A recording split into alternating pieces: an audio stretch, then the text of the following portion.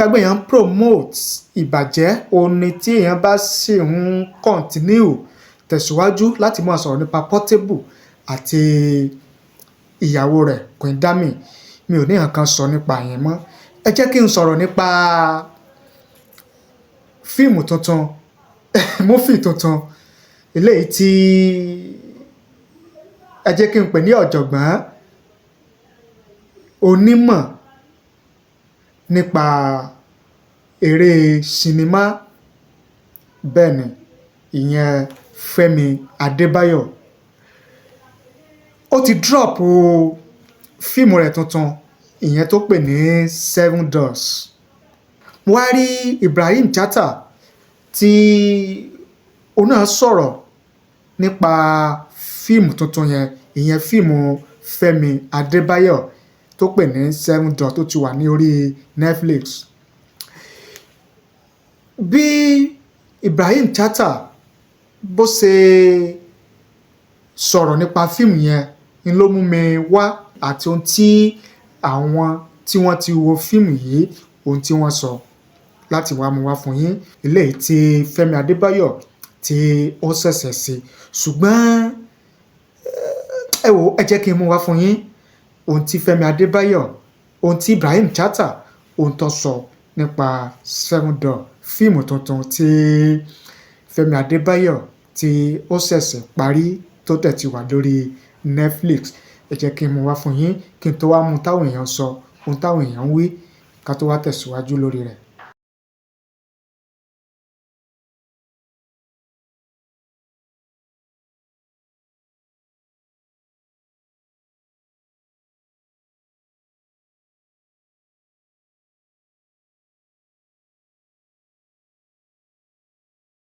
I don't know where to start from, but first I should ask you, have you seen the film, the series on this beautiful series on Netflix, 7 Doors, by Femi Adebayo Salami, the king of boys? If you haven't seen this film, if you haven't seen 7 Doors, what are you doing? Kilonwo. Kilonwo. If you haven't seen this, oh God. Okay, so Adebayo Tijani, Tope Adebayo, and Femi Adebayo. These three people, you guys are crazy. I'm sorry, but you guys are crazy. I was looking for something that Yoruba will say Ashadanu. Is it the actors? Is it the lines? Is it the rendition of the lines? Is it the people's countenance? Well, don't mind the way I'm talking now, because film you are until you can soon. Because I have to see everything. Good.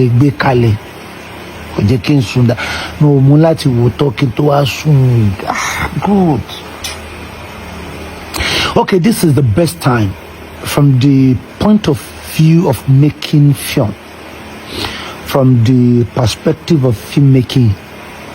This is the best time for me to be alive, that we are doing this amazing thing in the industry. I can't begin to mention names of the actors, because the actors, all of them outdid themselves in this film. I really want to mention names, at least some. Is it that boy that Aliu Gafar? That boy is crazy. And everybody in the film, everybody. At a point I was waiting on Daddy and Boda Avizo Yetoro and Daddy. Oh, what can I say about the film now? Me, I was thinking, you see the coinage, the suspense around the story. Okay, like Bashe Nukokoje, series Shaba, Koda Gan, Ebo Gan. Sometimes when they do their own series, gbogbo ẹ̀kọ́ ló máa wà captivating, gbogbo ẹ̀kọ́ ló máa ń jẹ́ kó jókòó. Like I've seen beautiful series on streaming platforms that you watch one and want to see the subsequent one, and like that till you finish the job. Yeah, couple of it no what on the Nigeria. You see this one? Kote je file lo mumi. God.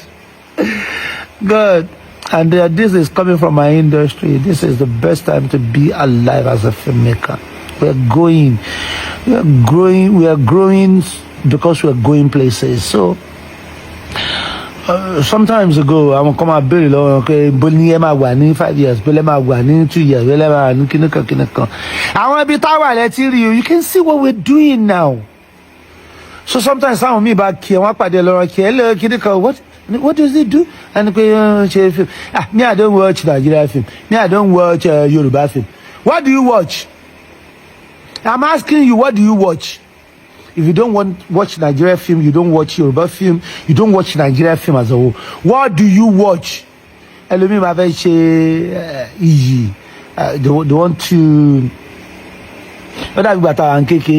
You know, sorry, most fellows say but hip hop Nigeria will so so when people are singing foreign songs, when foreign songs are being played and people don't know the lyrics, I'm a genotele.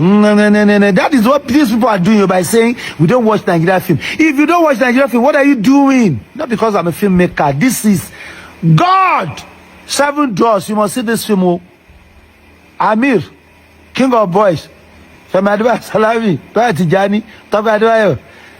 God is shaking. How can you guys do this? Everybody in the film. Everybody.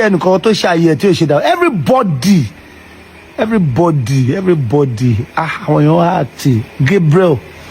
You know, I'm a fan of Gabriel for a very long time. Yes. I'm a fan of all of you, my colleagues. So I'm not shimmy bow, I'm not mumilong, but you know, Gabriel. Ronke showed you okay. Ronke.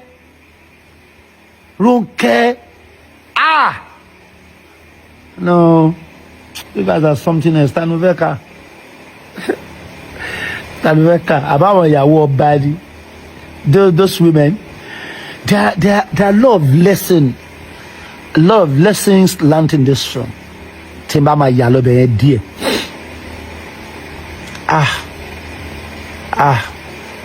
Oshukanla oreru agbao. Sometimes people judge people. One that need more reason. Ten years fi ṣe nǹkan tó ṣe o. Olo happen nílé ọba ẹ̀. Oshukanla oreru.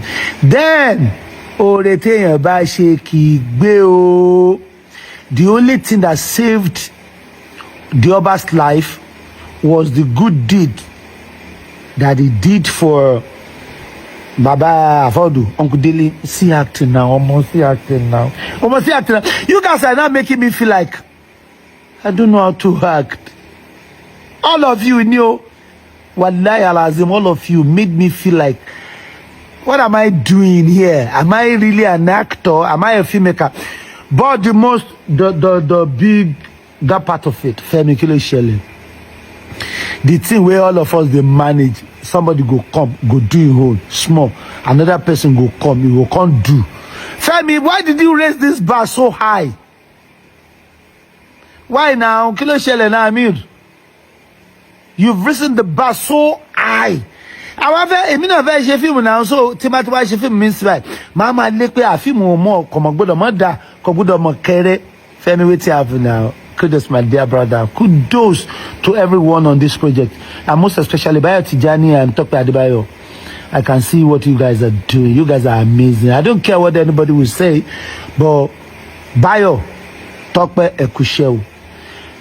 And you guys, both of you and Femi, your director, must know that there is no short telecoin. There is no ID, and all the technical crew. Well done. Kudos to all of you. So I want you guys to know, the people behind the camera, you guys are amazing. Like I always tell people, like I always say, all always say to you guys are amazing. And in magic go. Magic can happen. But I must tell you, consider short it coin, consider short design. All these actors tell you want to buy beautify, want to be jade for you. So kudos to everyone, the technical crew, the actors, you guys, all of you are did yourself. But Femi Adebayo, Kilo Shele, take it easy on us now. So you guys, what are you doing? This is the season for my people in the industry. So I'm a festive period, so we have to be entertained. So there are a lot of films out there. But if you're at home, if you want to go out there, if you're out there, go to the cinemas and watch our films.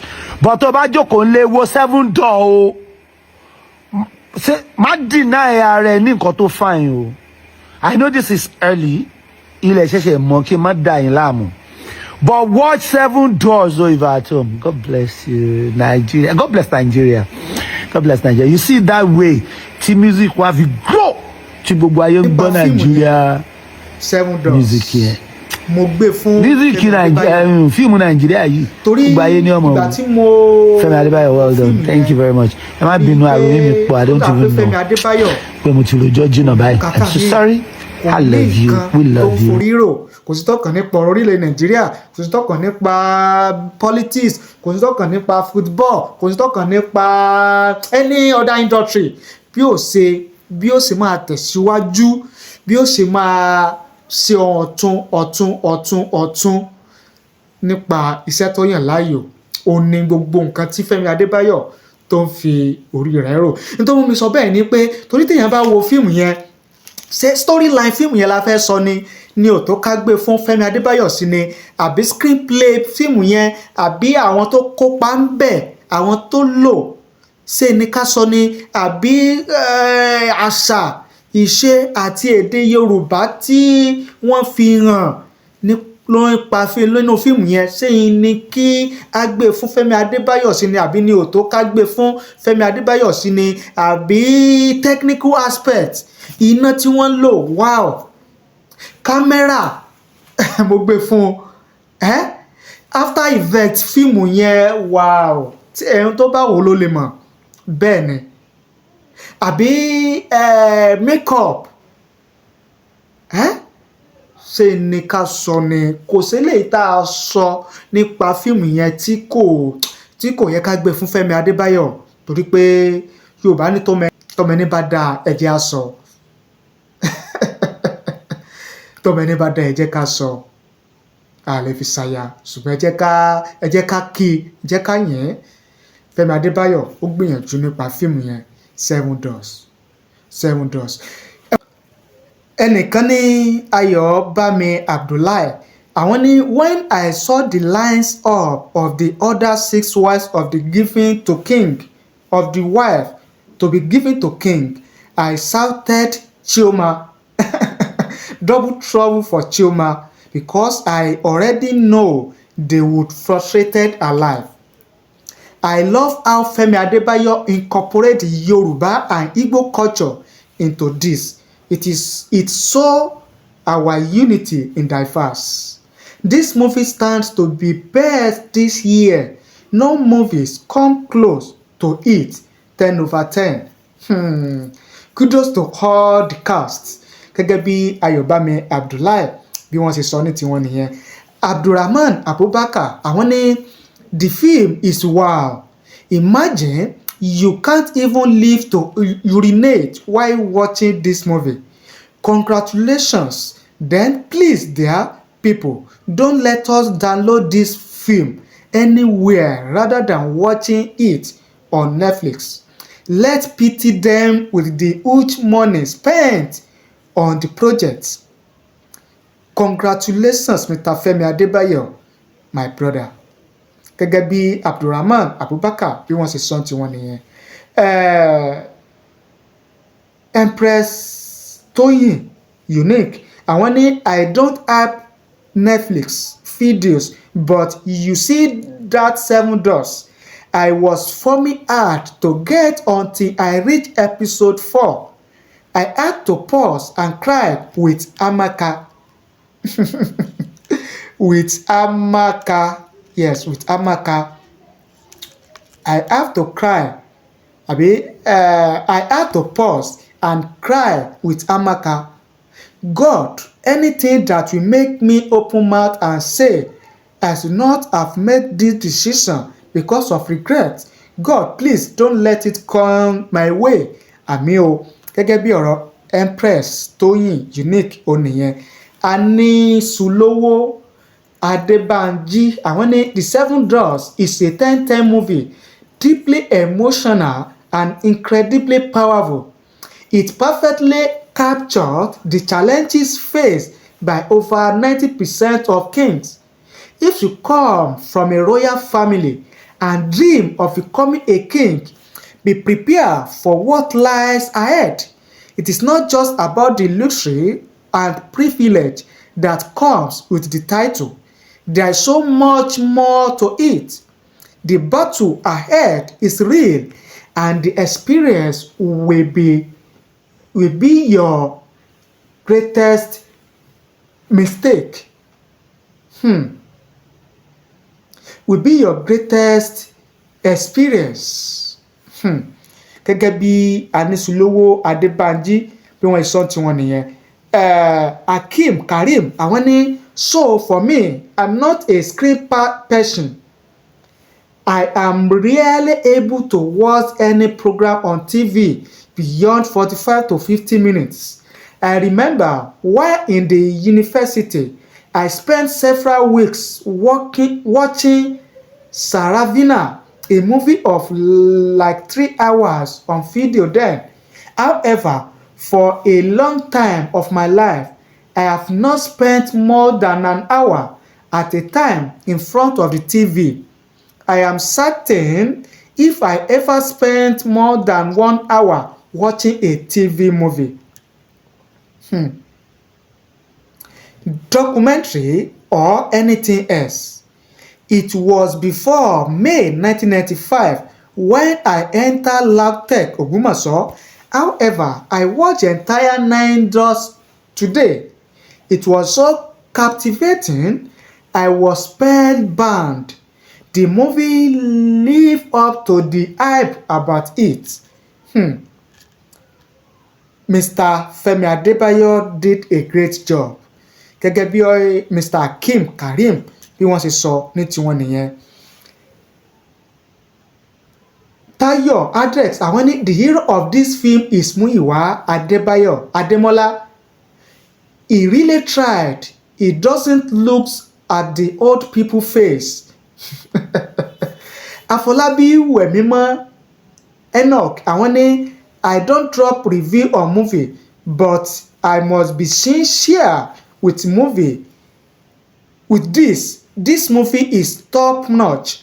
I was not expecting this type of perfection, and after Jagun, this is a great movie preaching love and unity. I pray the fountain of your knowledge will never dry. Keep it up, Mr. Adebayo. Ọ̀rọ̀ Afọlábí Wẹ̀mímọ́ ní tiwọn nìyẹn. Blessing Ọlọ́runfẹ́mi àwọn ní, brother Femi, I'm so happy you came up with this masterpiece, from the cast to this costume, location and technical aspect. This movie worth the eye. I give it 500/10. Oríṣiríṣi àwọn èèyàn onírúurú ni wọ́n ti ń sọ èrò àti ìwòye wọn nípa fíìmù 7 Dwarfs ti Mr. Adebayo, Tọ́pẹ́ Adébáyọ̀, ti nípa fíìmù Adébáyọ̀ ohun tí wọ́n ń sọ òun náà láti mú wá fún yín yẹn. Nípa fíìmù 7 Dwarfs, ẹnìkan ní Bùnmi àwọn ní, you see those 3 chiefs. So ẹ̀yin náà tẹ́ ẹ bá ti wo, ẹ̀yin náà mo fẹ́ kẹ́ lọ wo 7 Dwarfs. Tẹ́ ẹ bá ti wo 7 Dwarfs, kẹ́ wá padà wá sórí fídíò yìí, sórí prógrámù yìí níkànnì yìí, kẹ́ wá jẹ́ kí n mọ èrò àti òwòye tiyín lórí rẹ̀. Ẹ̀yẹ kàkà tí ẹ kọ́ lọ wo 7 Dwarfs yẹn náà. Tẹ́ ẹ bá ti wo 7 Dwarfs yẹn, kẹ́ wá padà wá kẹ́ wá jẹ́ kí n mọ èrò àti òye tiyín lórí rẹ̀. Ẹ ṣé bẹ́ẹ̀ ṣe wò wá, ẹ ṣé bẹ́ẹ̀ ṣe ń gbọ́ wá lórí ìkànnì yìí. Ojú tẹ́ fi ń wò wá kò ní fọ́, etí tẹ́ fi ń gbọ́ wá kò ní di láṣẹ Èdùmàrè. Thank you, God bless you. Ẹ bá ní pín, ẹ bá ní share rẹ̀ kó lè káàkiri àgbáláyé lórí Twitter, X, lórí YouTube, lórí Instagram, lórí TikTok, lórí Facebook, WhatsApp àti gbogbo social media tẹ́yin bá ń lò. Ẹ bá ní share rẹ̀, ẹ bá ní pín kó lè káàkiri àgbáláyé kó lè rìn jìnnà dáadáa. Nǹkan Yorùbá rèé o, ẹ jẹ́ ká gbé lárugẹ. Thank you, God bless you.